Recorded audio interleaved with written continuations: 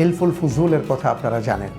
রাসূল সাল্লাল্লাহু আলাইহি ওয়াসাল্লাম ছোট্ট বয়সে, কিশোর বয়সে একটা সংগঠন দাঁড় করিয়েছিলেন, অথবা সেই সংগঠনের সদস্য ছিলেন, যেখানে যত কল্যাণকর কাজ ছিল সেই কল্যাণময় কাজগুলো তারা করতেন, অকল্যাণকর কাজগুলো থেকে মানুষদেরকে বিরত রাখতেন, এবং সমাজকে যত ধরনের অন্যায় ছিল সেই অন্যায় থেকে বিরত রাখার চেষ্টা করতেন তারা, এবং তারা সফল হয়েছিলেন।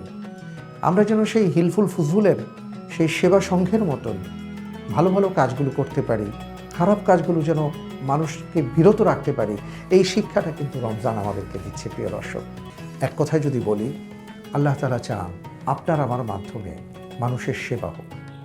আল্লাহ রাব্বুল আলামিন চান আপনার আমার মাধ্যমে সৎ কাজের আদেশ, অসৎ কাজের নিষেধ হোক।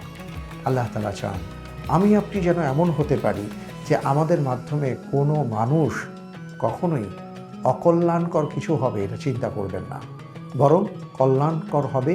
আমাদেরকে দেখে তারা বুঝবেন যে ওনার কাছে যাওয়া যায়, এবং ওনার কাছেই আমি আমার কথাগুলো বলতে পারি, কারণ তিনি আমার জন্য কল্যাণকামী।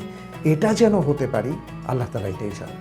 Jugantor super fresh drinking water রমজানের আলোর সম্পূর্ণ পর্ব দেখুন যুগান্তর ডিজিটালে।